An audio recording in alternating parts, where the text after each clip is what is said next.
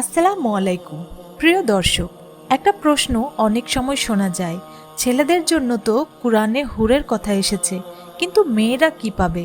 জান্নাত কি শুধু পুরুষদের জন্য বানানো হয়েছে? আসুন আজ কুরআন ও হাদিসের আলোকে এটা সহজ জবাব জানি। প্রথমেই বুঝে নিতে হবে, জান্নাত শুধু পুরুষদের জন্য নয়।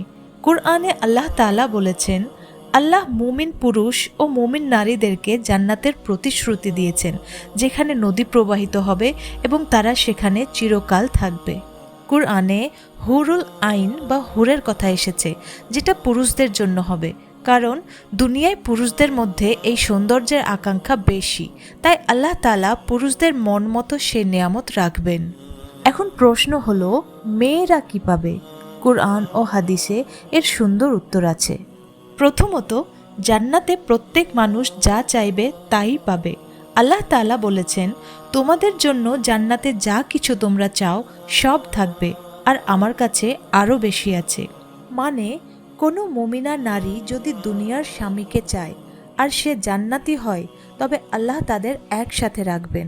আর যদি স্বামী জান্নাতের যোগ্য না হয়, তবে আল্লাহ তাআলা তাকে আরও উত্তম সঙ্গী দেবেন। হাদিসে এসেছে, জান্নাতের মুমিন নারীর সৌন্দর্য হুর থেকেও বেশি হবে।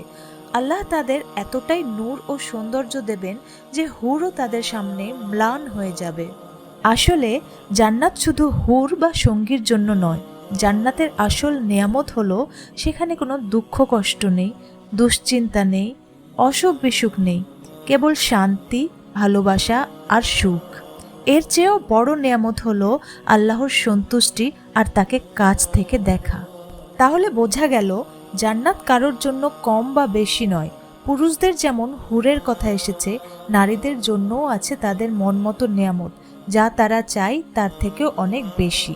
তাই চিন্তা করার কিছু নেই। আমাদের কাজ হলো দুনিয়ায় ইমানদার হয়ে ভালো আমল করা, জান্নাতের সুখ শান্তি আর আল্লাহর সান্নিধ্য পাওয়ার চেষ্টা করা। প্রিয় দর্শক, ভিডিওটি ভালো লাগলে লাইক, শেয়ার আর চ্যানেলটি সাবস্ক্রাইব অবশ্যই করবেন। আল্লাহ তাআলা আমাদের সবাইকে জান্নাতুল ফিরদাউসে জায়গা দান করুন। আমিন।